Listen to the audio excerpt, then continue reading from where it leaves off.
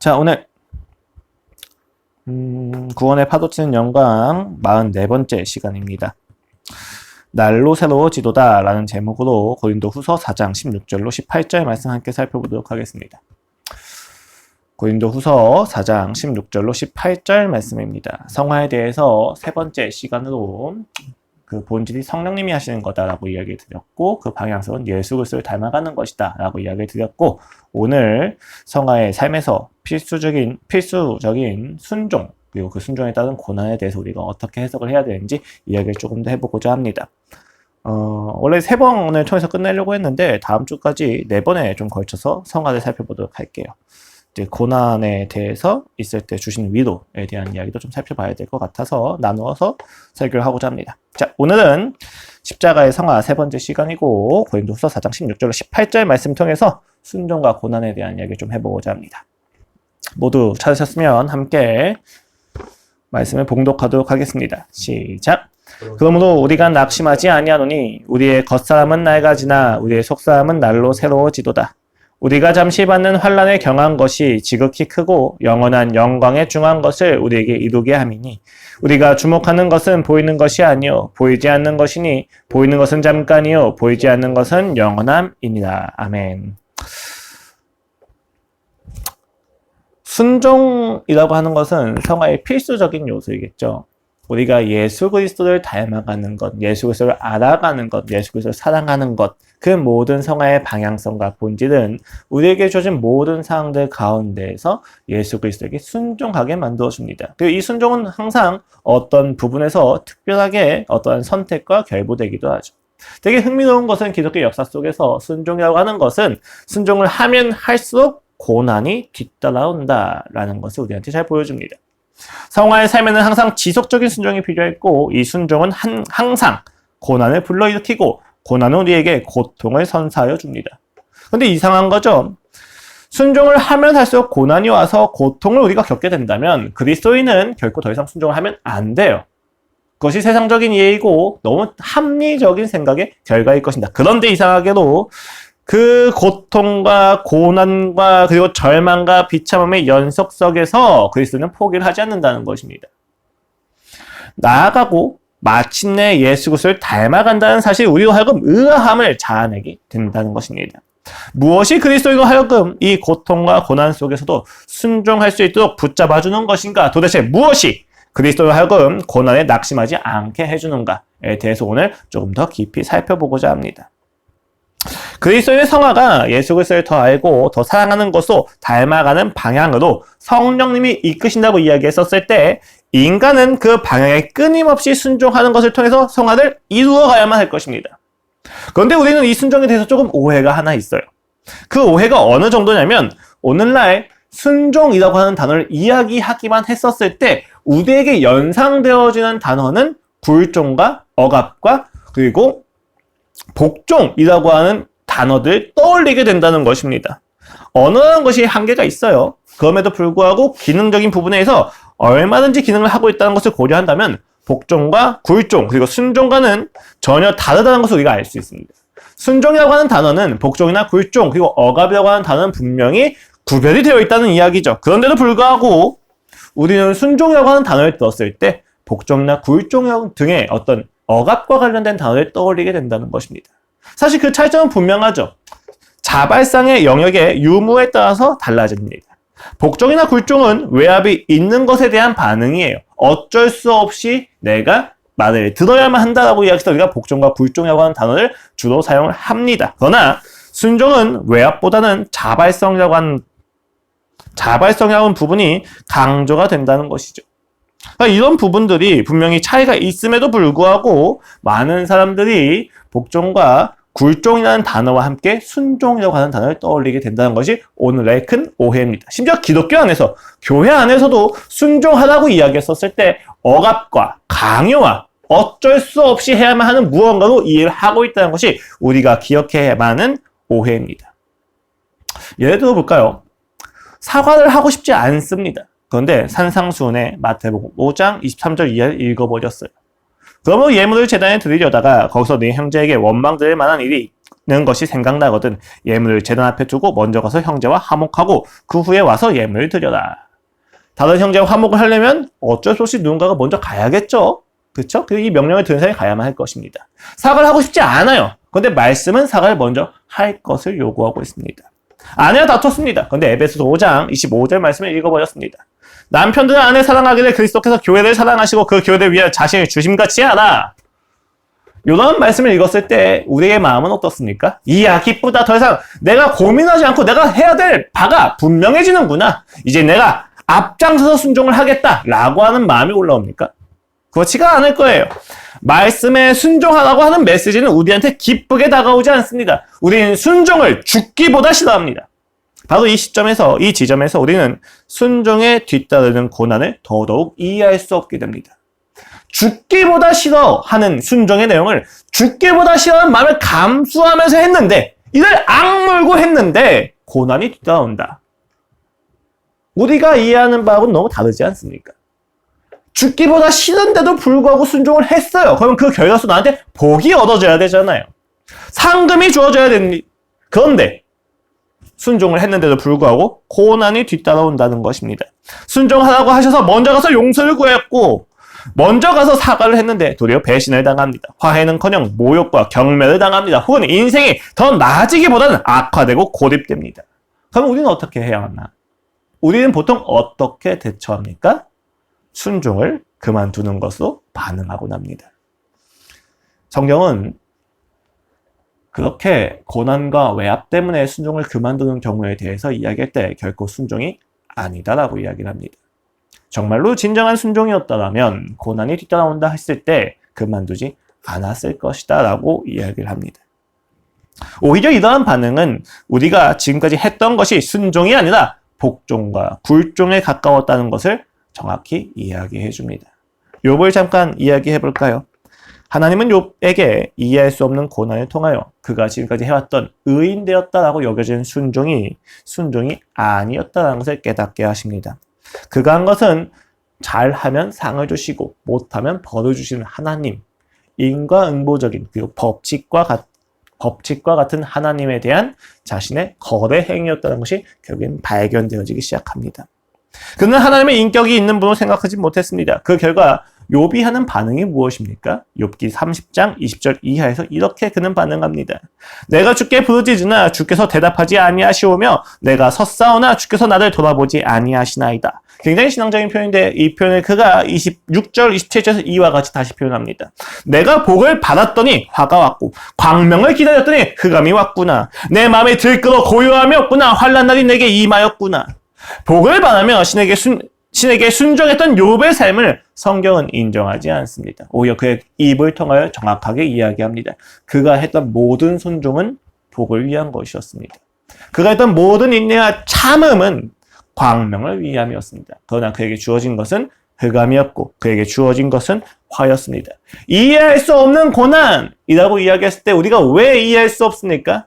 우리가 이해할 수 있는 것은 내가 잘하면 상을 받고 내가 못하면 벌을 받는다라고 하는 인과응보적인 사고방식이 우리에게 뿌리 깊게 있기 때문입니다. 인간은 이해할 수 없는 것을 참지는 못합니다. 이해할 수 없는 것을 원망의 근거로 삼고 이해할 수 없는 것을 한의 재료로 삼습니다. 그러나 이해할 수 없다라고 하는 것은 하나의 신비이며 그 신비 안에 있는 하나님의 사랑과 깊이로 이끌어가는 초대장이라는 것을 우리는 결코 받아들이지 않으려고 합니다. 도대체 누가 하나님입니까? 이러한 욥의 삶 역시도 순종이 아니었다는 것을 결국엔 깨닫고 욥이 하나님 앞에서 회개하는 것을 통하여 마무리가 되어집니다. 자, 따라서 우리는 다음과 같이 소결론을 내릴 수가 있어요. 고난 속에서 낙심하는 이유는 무엇입니까? 우리의 순종이 아니라 복종과 굴종에 가까웠기 때문이다 라고 결론을 내릴 수가 있습니다. 지금까지 우리의 삶에서 신앙의 여정을 살아오면서 무언가 여러분 낙심시키고 실망시키고 원망을 가지게 하고 절망하는 게 있었다면 여러분 잘 생각을 해보십시오. 하나님이 말씀하시고 우리가 배워온 바를 해하여 오는 그 과정 속에서 우리가 한 것이 정말로 순종이었는가 라고 이야기했었을 때 오늘 우리가 성경을 살피면서 확인한 바는 그것이 복종이었기 때문에 내게 낙심이 찾아온 것이구나 라고 확인할 수 있다는 것입니다. 그리고 오늘 본문 말씀의 배경인 고린도 교인들 역시도 그로 인한 낙심이 가득한 상태에 있었습니다. 고린도 교회는 바울이 세웠어. 그리고 바울이 매우 사랑하는 교회였습니다. 그리고 그 사랑만큼 그를 괴롭게 한 것도 고린도 교회입니다.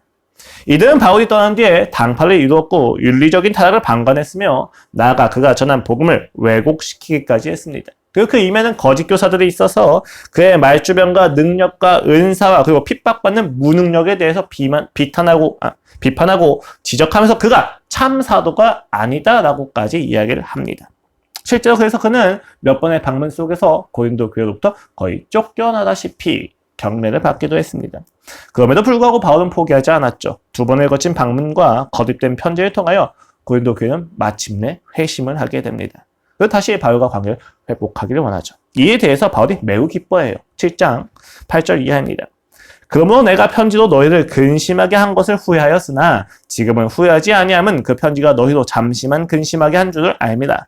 내가 지금 기뻐함은 너희로 근심하게 한 까닭이 아니오 도리어 너희가 근심함으로 회개함에 이른 까닭이다. 너희가 하나님의 뜻대로 근심하게 된 것은 우리에게 아무 해도 받지 않게 하려 함이라.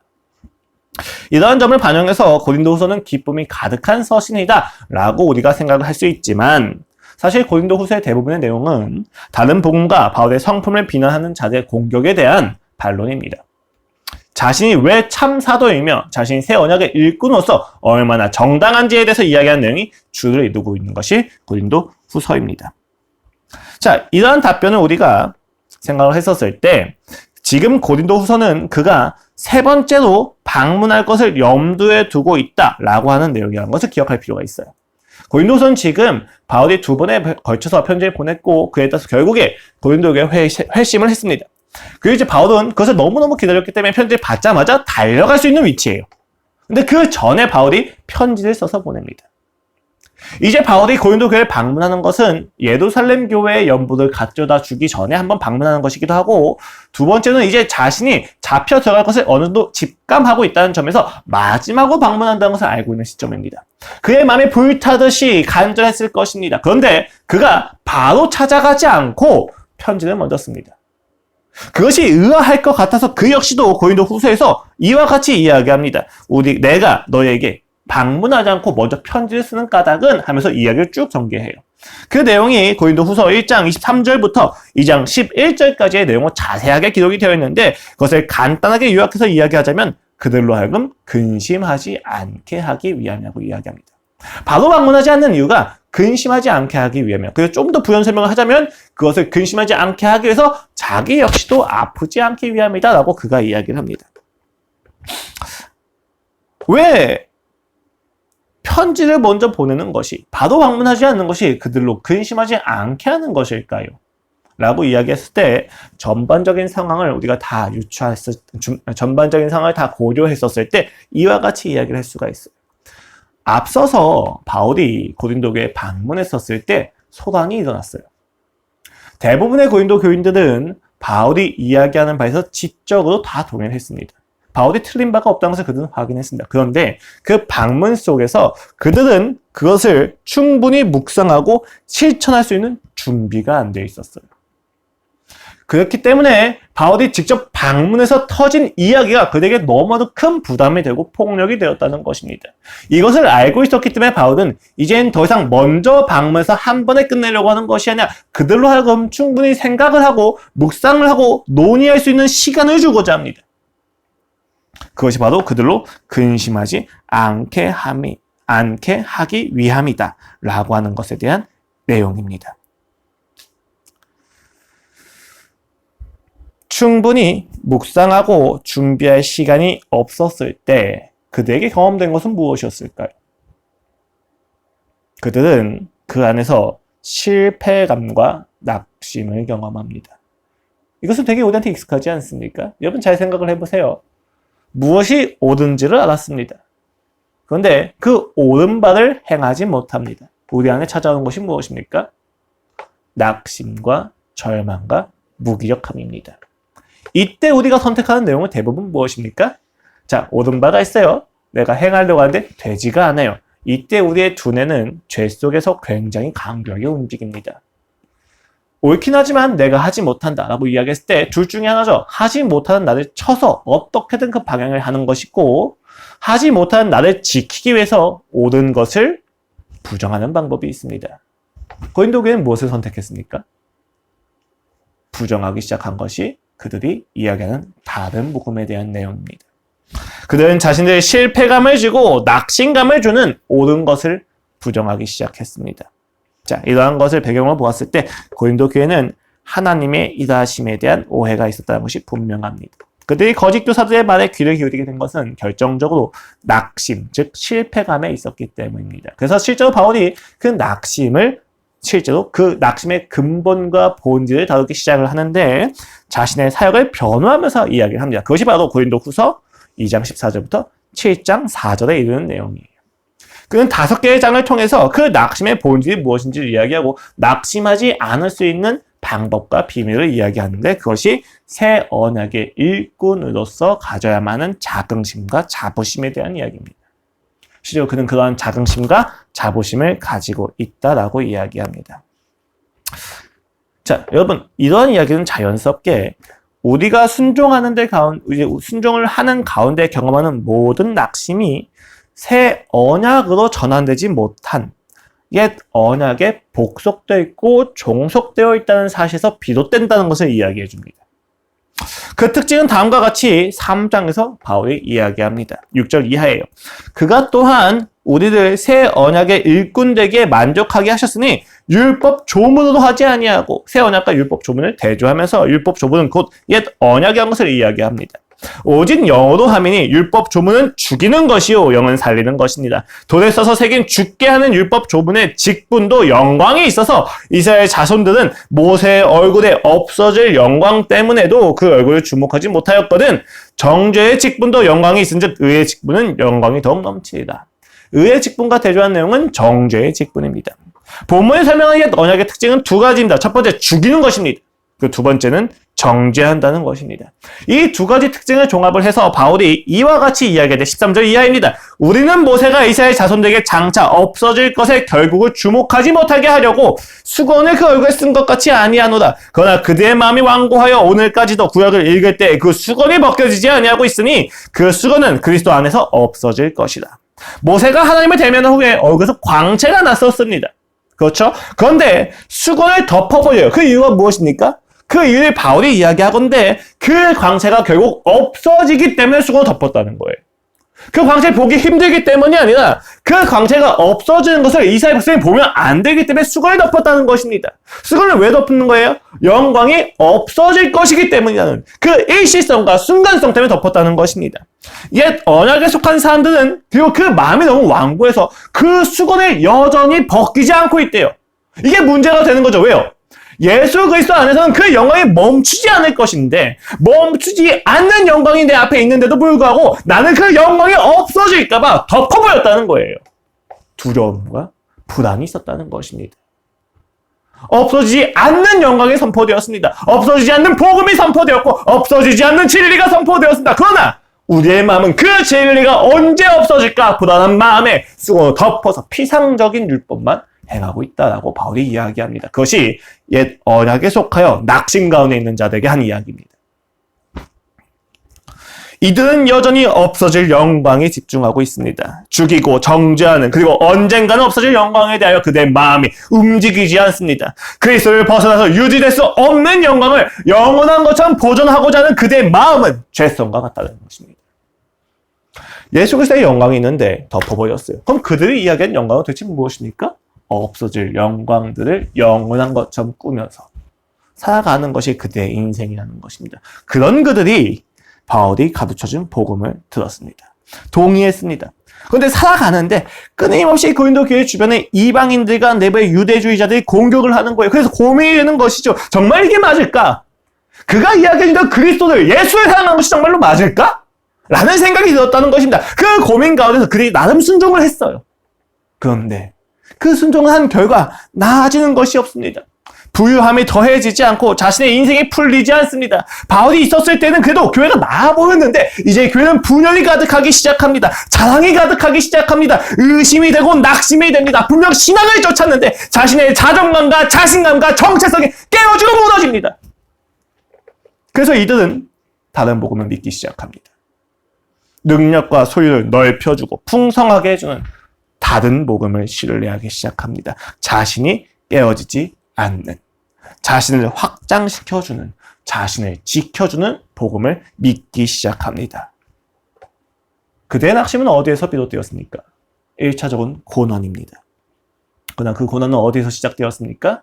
그들이 순종한 것이 아니라 복종했다는 것에서 시작한다는 것입니다. 그들이 믿는 바와 다르게 자신을 괴롭히고 깨뜨리고 무너뜨리는 복음에 대해서 그들은 의심하기 시작합니다.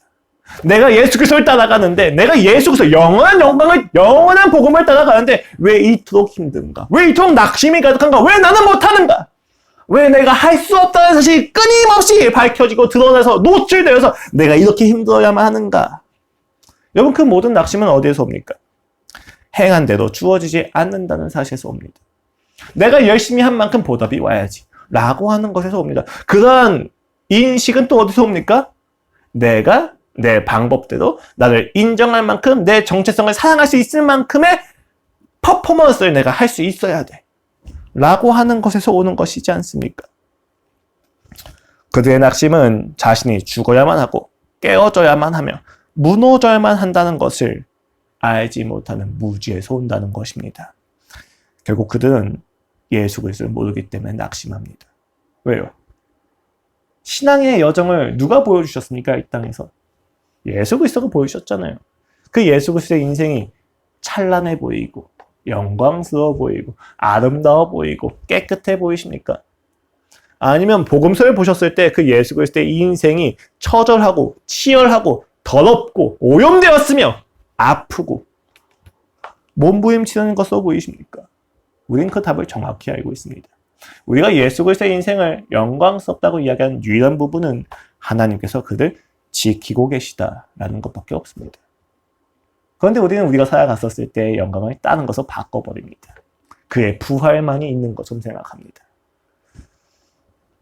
그런 이들에게 바울은 다음과 같이 기록합니다.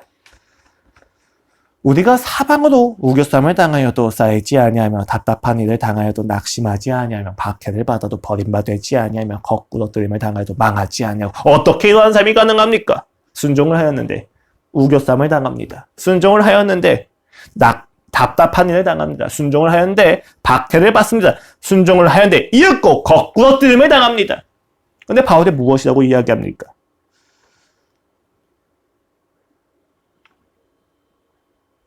우겨쌈을 당하여도 쌓이지 아니하며 답답한 일을 당하여도 낙심하지 아니하며 박해를 받아도 버림받지 아니하며 거꾸러짐을 당하여도 망하지 아니하고. 바울은 순종의 여정에 부정적이고 핍박이고 박해와 우겨쌈과 답답한 일이 없다고 생각하지 않았습니다. 그는 오히려 그런 이들이 있을 것을 잘 알고 있었습니다. 그의 인생이 그러했기 때문입니다. 성령이 비추어 주시는 믿음의 근거 위에서 소망을 가지고 예수 그리스도를 더욱 알고 사랑하고 닮아가기 위하여 순종하는 성화의 여정에서 결국 우리는 현상 유지라도 바라는 마음이 있지만 더욱 힘들어지고 고뇌하게 되고 치열하게 되는 상황이 발생합니다. 그럼에도 불구하고 우리는 쌓이지 않고 낙심하지 않고 버림받지 아니하며 망하지 않습니다. 바울이 이렇게 이야기할 수 있는 근거는 무엇입니까? 바울은 왜 그 우겨쌈과 답답한 일과 박해와 거꾸러뜨림 앞에서 좌절하지 않고 순종을 버리지 않습니까? 그는 그 본문 바로 앞에서 6절에서 이와 같이 이야기합니다. 어두운 데에 빛이 비치라 말씀하시던 그 하나님께서 예수 그리스도의 얼굴에 있는 하나님의 영광을 아는 빛을 우리 마음에 비추셨느니라. 우리가 이 보배를 질그릇에 가졌으니 이는 심히 큰 능력은 하나님께 있고 우리에게 있지 아니함을 알게 하려 함이라. 여러분, 모세의 얼굴에 잠시 깃들었던 그 영광의 빛이 이제 예수 그리스도의 얼굴 위에 가득하게 되어집니다. 그리고 그 빛은 우리로 하여금 하나님을 향하게 해줍니다. 옛 질서, 옛 언약에 언제 사라질까 전전긍긍했던 영광의 빛이 이제는 결코 없어지지 않는 영원함이 선포가 되어집니다. 이젠 달라졌다는 것입니다. 이제는 사라지지 않는 무언가가 있다는 것입니다. 우겨쌈을 당하여도, 박해를 당하여도, 답답한 일을 당하여도, 거꾸러뜨림을 당하여도 사라지지 않는 영원한 복음이, 영원한 기쁨이, 영원한 즐거움이, 영원한 영광이 있다는 것을 그는 이야기합니다. 근데 그 영원함이 지금 어디에 담겨져 있다고 이야기합니까? 7절 말씀입니다. 우리가 이 보배를 질그릇에 가졌으니. 이 질그릇이 누구입니까? 이는 심히 큰 능력은 하나님께 있고 우리에게 있지 아니함을 알게 하려 합니다. 보배를 하나님과 대칭시키고 있고 질그릇을 우리에게 대칭시키고 있습니다. 질그릇은 누구입니까? 우리입니다. 왜 그는 우리의 정체성을 질그릇으로 설명하십니까? 이 이유는 간단합니다. 이 모든 능력이 하나님께 있고 질그릇에 있지 않다는 것을 알려주시기 위함입니다. 여러분, 그러면 질그릇이 깨어졌을 때 우리가 절망할 필요가 있습니까? 이 모든 능력과 영광은 어디서 비롯됩니까? 질그릇입니까? 보배입니까? 보배에게 있다면 질그릇이 깨어지는 것은 문제가 되지 않는다는 것입니다. 아니, 오히려 보다 정확하게는 질그릇은 깨어져야만 합니다. 깨어져야만 보배가 드러나 보인다는 것입니다. 이것을 바울이 이와 같이 설명합니다. 11절 이하예요. 우리 살아있는 자가 항상 예수를 위하여 죽음에 넘겨짐은 예수의 생명이 또한 우리 죽을 육체에 나타나게 하려 합니다. 그런즉 사랑은 우리 안에서 역사하고 생명은 너희 안에서 역사하느니라. 지금 바울이 뭐라고 이야기합니까? 바울이 질그릇에 가진 우리를 무엇이라고 이야기합니까? 끊임없이 죽음에 넘겨져야만 한다고 이야기합니다. 끊임없이 낙심하고 끊임없이 깨어지고 끊임없이 거꾸로짐을 당해야만 한다고 이야기합니다. 왜요? 죽어야만, 깨어져야만 예수 그리스도의 생명이 나타날 수 있기 때문입니다. 바울의 해석은 놀랍고 치열하고 처절합니다. 여러분, 신앙이 아름답습니까? 예수 그리스도를 따라가는, 예수 그리스도를 사랑하는 그 인생과 그 여정이 사랑스러우십니까? 저는 솔직히 이야기하겠습니다. 아름답지 않아요. 사랑하기에는 힘듭니다. 고되고 힘들고 처절합니다. 그것이 우리가 마주해야 되는 신앙의 현실입니다. 여러분이 신앙을 가졌다고 해서 하나님을 추구한다고 해서 예수 그리스도를 사랑한다고 하여서 이 땅의 현실 모두 잘 풀린다고 누가 이야기할 수 있습니까? 아니요. 오히려 여러분은 죽어야만 합니다. 깨어져야만 합니다. 낙심하셔야만 합니다. 박해를 당하고 거꾸로짐을 당하여야만 합니다. 그래야만 여러분은 사라지지 않는 영광을 확인할 수 있게 됩니다. 아프고 가슴이 저미며 매우 절박합니다. 그런데 죽을수록 그의 생명을 확인하게 됩니다. 그것이 신앙의 비밀입니다. 예수 그리스도와 내가 함께 못 박혀 죽었을 때 우린 그때에 비로소 하나님을 보게 됩니다. 잘 생각을 해보세요, 여러분. 그래서 여러분이 죽지 않기 위해서 노력을 합니다. 언젠간 사라질 나의 영광을 위해서 열심히 살아갑니다. 그럼 여러분 정말 기쁘십니까? 그럼 정말로 행복한 삶이 있으십니까? 사실 세상을 선택해서 하나님이 아닌 반대 방향에 여러분 열심히 달려가신다 하더라도 잠깐 일시적인 기쁨이 있을 뿐 고통은 분명히 존재합니다. 왜요? 세상은 1등이 되지 못하면 다 고통이에요. 심지어 1등이 된 자들마저도 공허함 속에 비참하게 죽어가는 것이 세상입니다. 그 고통을 잊기 위하여 그들이 여러 가지 방식으로 자신들의 고통을 잊기 위하여 방탕과 마약과 여러 가지를 하는 것일 뿐이죠. 그들은 그것을 붙잡고 이것이 영원한 것이다라고 이야기하지만 우리는 너무 잘 보이잖아요. 그것이 영원하지 않다는 것을. 영원하지 않은 것을 위해 열심히 달려가는 그 인생은 고통스럽지 않습니까?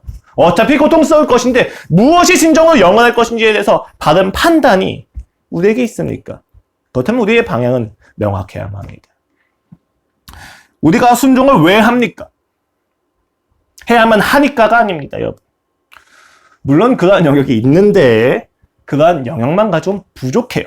아까도 이야기했던 것처럼 정죄하는 그 옛 언약도 어느 정도의 의의는 있어요. 그런데 오늘날 우리 그리스도인이 순종을 하는 이유는 거기서 더 넘어가야 돼요. 무엇입니까? 없어지지 않는 영광에 대한 기쁨이 있기 때문입니다. 성화의 맥락에서 봤을 때 성화라고 하는 것이 단순히 특정한 행위가 아니라는 것을 잘 알고 계실 것입니다. 이 순종은 모두 예수 그리스도를 더 사랑하기 위한 것이고 그가 어떤 마음으로 우리를 사랑하시고 십자가에 못 박혀 죽으셨으며 그가 어떤 마음으로 나를 붙잡고 계신지를 묵상할 수 있는 기회이자 의지가 됩니다. 이 순종의 이유가 무엇입니까? 내가 진짜 사과하고 싶지 않은데 사과를 하러 하는 이유가 무엇이 되어야만 합니까? 예수 그리스도는 어떤 마음으로 내게 먼저 사랑을 이야기하셨을까? 라고 하는 묵상이 내용이 되어야만 해. 근데 이 내용을 다 집어치고 그냥 가서 사과를 했으니까 나는 순종했다. 다 거짓말인 거예요. 무엇이 다릅니까? 순종을 하지 않는 자와 순종을 하는 자 다 똑같아요. 예수 그리스도를 하지 못한다면 오히려 더 큰 의의가 그들의 마음에 남게 될 뿐입니다. 성경이 이야기하는 순종은 그와 같습니다. 예수 그리스도를 사랑하기 때문에 나를 사랑하시어 목숨을 버려가시며 죽음을 이기신 예수 그리스도를 사랑할 수밖에 없기 때문에 여러분 그 사랑은 내게 주어질 보상을 포함합니까? 아니면 내게 주어질 보상에 제한됩니까? 우리가 사랑하는 예수 그리스도의 모습은 부활에 제한되는 것입니까? 부활하신 예수님만 사랑하십니까? 아니면 예수 그리스도께서 나를 사랑하시기 위하여 나를 살리시기 위하여 부활을 이루시기 위하여 감수하셔야만 했던 처절한 33년의 인생과 십자가의 죽음도 다 포함을 하고 있습니까? 우리가 예수님을 사랑한다고 이야기했었을 때 우리는 선택적으로 사랑을 하고 있습니까? 전인격적으로 사랑을 하고 있습니까? 영광과 승리를 위하여 죽음을 각오하시고 한 걸음씩 그 죽음을 감당해내신 그 발걸음도 우린 진정으로 사랑을 하고 있습니까? 그것을 알 수 있고 그것을 분별할 수 있는 기준이 바로 우리의 순종에 있습니다. 이 순종이 결코 정신승리에서 그치지 않을 수 있는 이유를 바울은 다음과 같이 이야기합니다. 13절입니다. 기록된 바 내가 믿었으므로 말하였다 한 것 같이. 믿음은 행동을 데리고 온다는 거예요. 우리가 같은 믿음의 마음을 가졌으니 우리도 믿었으므로 또한 말하노라. 주 예수를 다시 살리시니까 예수와 함께 우리도 다시 살리사 너희가 함께 그 앞에 서게 하실 줄 아노라. 바울이 믿는 바는 심플합니다. 예수님을 살리시니까 우리도 반드시 살리실 것이다 라는 것입니다. 그럼 우리의 싸움은 무엇이에요? 깨어지고 거꾸로짐을 당하고 박해를 받는 그 자리에서 지켜내야 주는 겁니다. 마주하는 것입니다. 내가 승리를 하려고 하는 것이나 끊임없이 깨어짐을 당하는 것을 견디는 것이야말로 우리의 싸움이어야만 한다는 것입니다. 왜 이런 방법으로만 우리의 순종을 이끌어내십니까? 15절입니다. 이는 모든 것이 너희를 위함이니 많은 사람의 감사로 말미암아 은혜가 더하여 넘쳐서 하나님께 영광을 돌리게 하려 합니다. 오직 한 가지입니다. 하나님의 은혜의 질서는 내가 높아지는 것이 아니라 내가 깨어져도 괜찮다는 것을 입증하는 방식으로 나타나기 때문입니다. 잘 생각을 해보세요, 여러분. 제가 엄청나게 능력이 많아서 돈도 많고 해서 교회를 쫙 세웠어요. 그럼 여러분 그것이 하나님의 영광처럼 보이십니까? 제가 가진 자본 때문에 보이십니까? 너무 분명하지 않습니까? 여러분 개척 교회 세미나 이렇게 여러 가지 듣다 보면 참 다양하게 만나는 경우가 있어요. 교회를 개척하시는 분들에 대한 현실적인 조언이라고 하고 이야기하는 내용이 무엇입니까? 돈을 많이 벌래요. 건축물을 크게 먼저 지으래요. 여러분 이게 개척교회 세미나에서 나와야 될 내용이에요? 이거는 기업을 만들 때 해야 될 이야기 아닙니까? 참 답답합니다. 물론 어느 정도의 타당성이 있다고 생각하고 그냥 넘어가기도 하지만 여러분 그런 거예요. 그것이 그렇게 세상의 방법을 통하여서 기업이 성공하는 것과 똑같은 방법을 가지고 교회를 성공하시고 교회를 크게 만드시고 교회 성도들 많이 유치하고 계신 분들이 보면 하나님의 영광이다라고 생각이 들지 않습니다. 어떤 생각이 듭니까? 거짓이다. 이런 생각하는 것도 곤란해요. 하나님의 은혜구나 라고 생각이 들지 않습니다. 그의 인생이 잘났기 때문에가 아니라 저렇게 살아가는 인생에서도 하나님이 역사하실 것은 역사하시겠구나 정도로 끝나는 것이죠. 근데 여러분 이런 분이 계셔요. 저 시골에 가서 5가정을 두고 목회를 하시는데 6개월 만에 청소년 인구가 다 도시로 갔기 때문에 청소년이 한 명도 안 남아있어요. 늙어 죽을 사람들밖에 없습니다. 그 5가정 안에 있는 늙어 죽을 수밖에 없는 노년의 인생과 함께 죽어가는 목회를 하시는 분이 총회 홈페이지에 글을 쓰신 적이 있어요. 나는 딸깍바리 목사입니다 라고 이야기합니다. 그것이 진정으로 개척교회 목회자들이 들어야만 하는 메시지이지 않습니까? 하나님의 은혜를 구별되어 나타나게 해주는 메시지지 않습니까? 그분이 자신감 있고 자랑하면서 그 글을 쓰셨을까요? 그 글의 내용을 보시면 깨어지고 아프고 열등감이 가득한 자기 자신을 솔직하게 다 오픈하십니다. 그러나 그것이 진정한 성도의 모습이라는 것을 우리는 정확히 압니다.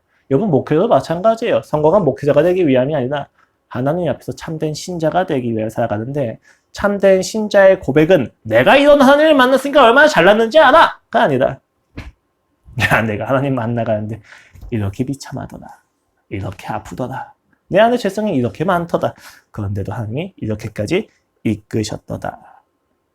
라는 내용이 가득한 것이 신자의 인생입니다. 그렇다면 여러분, 지금 여러분이 인생에서 마주하는 모든 어려움과 아픔과 낙심과 거꾸로뜨림과 박해는 과연 없애야 될 내용입니까? 쥐고 있어야만 한 내용입니까? 그리고 오늘 본문입니다.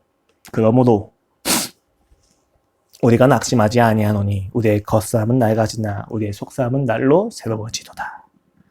우리가 잠시 받는 환난에 경한 것이 지극히 크고 영원한 영광에 중한 것을 우리에게 이루게 함이니 우리가 주목하는 것은 보이는 것이 아니요 보이지 않는 것이니 보이는 것은 잠깐이요 보이지 않는 것은 영원함이다. 여러분 낙심하지 않습니다. 왜요? 죽는 것은 겉사람이고 살아나는 것은 우리의 속사람이기 때문이다. 매일 새로워진다라고 이야기합니다. 그래서 여러분 바울은 다른 서신서에서 내가 매일 죽노라라고 이야기합니다. 왜요? 매일 죽어야 매일 살아나는 것을 경험할 수 있기 때문입니다. 우리의 순종 그리고 그 순종에 따른 고난과 고통 속에서 낙심하지 않을 수 있는 유일한 방법은 내 안에서 매일 다시 살아나는 예수 그리스도를 향한 묵상과 사랑과 신뢰와 신실함입니다. 그것을 떠난다면 여러분은 순종을 하자마자 낙심할 수밖에 없을 거예요. 왜요? 순종해도 바뀌지가 않잖아요. 생각을 해보세요. 무언가 은혜를 받아서 순종을 해서 내가 자신을 마주하고 견뎌나가는 인생을 살아나려고 노력하는 그 순간부터 이 세상은 우리한테 무엇을 이야기합니까? 쓸데없다, 하찮다. 무엇이 변하냐? 끊임없이 세상의 사고방식이 들어옵니다. 여러분 그 세상의 사고방식에서 예수 그리스도를 사랑하지 않는 버틸 수 있는 방법이 있습니까? 단 하나도 없습니다. 예수 그리스도를 사랑하지 않는다면 여러분의 인생은 단 한순간도 신앙을 유지할 수 없다는 것을 기억하셔야만 합니다.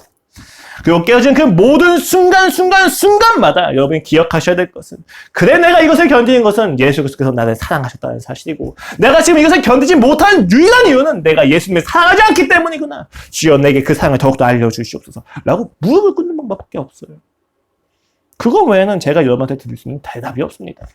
제가 지금까지 목회를 굉장히 짧게 하지만 얻어낸 유일한 결론 중에 하나가 목회자는 모든 질문에 대해서 답할 수 없다. 너무 무기력합니다. 대답할 수 없는 답이 너무 많아요. 그런데 대답할 수 있는 유일한 대답은 있습니다. 그거 외에는 제가 붙잡지 않기를 결심합니다. 여러분도 그러하기를 바라겠습니다. 여러분 그 대답이 아닌 다른 대답은 마지막 날 모두 불살라 사라질 때 같이 사라질 것입니다. 그리고 제가 드리는 유일한 대답인 예수 그리스도에 대한 사랑은 모든 것이 불살라 사라질 때도 있을 것입니다. 선택하셔야만 합니다. 영원하지 않은 것을 사랑해봤자 결국 끝나고 사라지고 변합니다. 그리고 결국 여러분 실망시키겠죠. 여러분을 실망시킬 영원하지 않은 것에 마음을 쏟지 마십시오. 오로지 나를 실망시키지 않고 영원토록 나와 함께 하실 하나님의 아들 예수 그리스도를 여러분 더욱 사랑하셔야만 합니다. 그 영원히 함께할 그 임재만이 여러분으로 하여금 성화의 삶을 살아내게 만들 것입니다. 그리고 낙심을 이겨내게 할 것입니다. 그리스도의 성화의 삶에서 예수 그리스도에게 순종하는 것은 그가 하나님 아버지께 순종하셨던 삶의 정신을 이어간다는 것입니다. 그 정신은 오직 사랑이었습니다.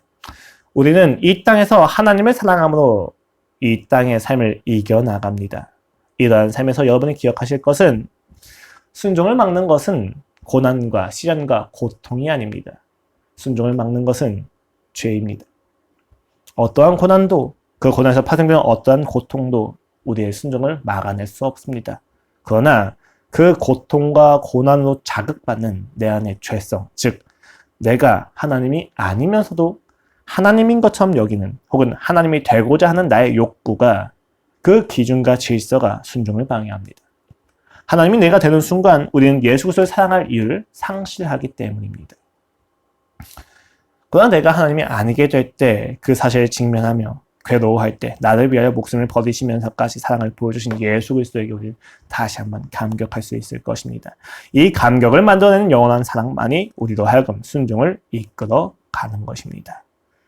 그렇기 때문에 여러분 이룰 수 있든 이룰 수 없든 말씀하신 바에 대해서는 순종하십시오. 안 되면 안 되는 대로 되면 되는 대로 순종하기 위한 첫걸음을 디드셔야만 합니다. 하나님이 사랑할 수 없는 자를 사랑하라 하셨습니까?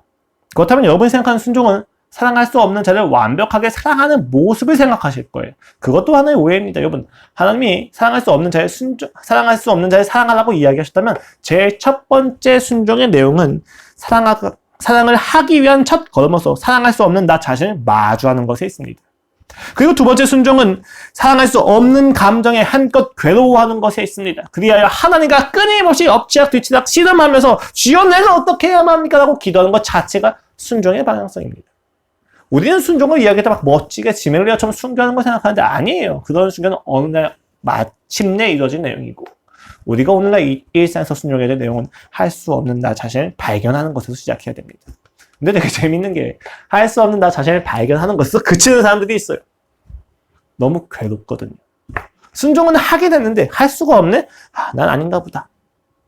혹은 할 수가 없네? 그럼 내가 지금 잘못 알았나 보다. 복음이 옳은 것이 아니지. 라고 이렇게 돌아서는 사람이 있어요. 그럼 돌아서면 어디로 갑니까? 결국 똑같이 세상이에요.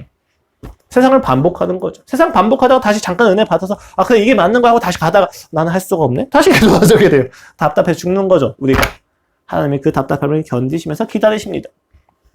그것도 순종이라는 것을 기억하십시오. 여러분을 죄책감을 분명히 경험을 하셔야 되는데 여기서 자책을 느끼시면 안 돼요. 여기선 자긍심을 가지셔야만 합니다. 그래, 내가 할 수 없는 것을 마주하는 과정이구나. 내가 바르게 왔구나. 이것을 마주한 상태에서 우리가 자긍심을 가지고 우리를 이끌어내시고 예수 그리스도를 다시 살리신 그 하나님께서 우리를 다시 살리실 것을 믿는 믿음으로 나아가셔야만 합니다. 여러분, 괴로워하는 건 역시도 시작입니다. 그건 역시도 순종입니다. 잊지 마십시오. 자신의 믿음 없음을 지적받은 아비가 했던 고백을 잊으시면 안 됩니다. 나의 믿음 없음을 도우소서. 네, 주님 당신이 맞습니다. 내가 사실은 믿음이 없습니다. 지치고 지친 인생과 방황 속에서 절박하게 찾아왔음에도 불구하고 아무런 힘이 없어서 그 귀신 앞에서 절망하고 떨고 있는 그 제자들을 보면서 주여 내가 믿음이 다 사라졌습니다. 근데 당신 지금 오셔서 내게 다시 한번 믿음이 있어야 된다고 이야기하시니까 주여 맞습니다. 나는 믿음이 없습니다. 제발 나 좀 도와주십시오. 라고는 그 절박한 도움의 요청을 잊지 마십시오. 우리가 매 순간 순종을 하여 전력을 다하여 달려갈 때 필요한 것은 전력을 다하여 나를 사랑하신 예수 그리스도에 대한 믿음. 그 믿음 없음을 도와달라고 하는 요청일 것입니다. 우리의 순종은 나를 보는 것이 아니라 영원하신 하나님을 보는 것을 시작하기 때문에 영원하지 못한 나 자신은 영원에 이르기까지 간절해져야만 하는 것이 당연하기 때문입니다. 우리가 해야 될 순종의 걸음을 거창하게 시작하지 마시고 일상에서 몸부림치고 괴로워하는 자리를 피하지 않는 것부터 시작하십시오. 하나님께서 여러분이라고 하는 질그릇을 깨시고 결코 사라지지 않는 보배를 확인시켜 주실 것입니다. 기도하겠습니다. 하나님 아버지 감사합니다. 우리가 이 땅에서 십자가를 감내해 나가면서 아버지 할 수 없는 깨어지는 핍박받고 있는 박해받고 있는 거꾸로 됨을 당하고 마는 나 자신을 발견하게 됩니다.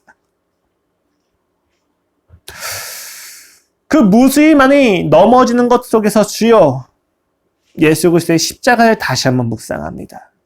당신이 나를 얼마나 힘겹게 그리고 처절하게 사랑하셨는지를 배웁니다.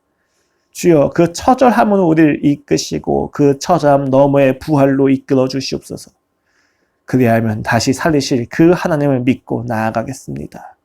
아버지, 새늘교회의 지체들 한 명 한 명마다 그 순종의 발걸음 속에서 좌절과 절망과 낙심이 있을 때마다 아버지의 사랑을 부어주시옵소서. 그리하여 다시 독수리 날개치듯 올라가는 열심으로 일어나게 하여 주시옵소서. 넘어진 자가 있다면 일어날지어다. 예수 그리스도의 이름으로 기도드렸습니다. 아멘. 함께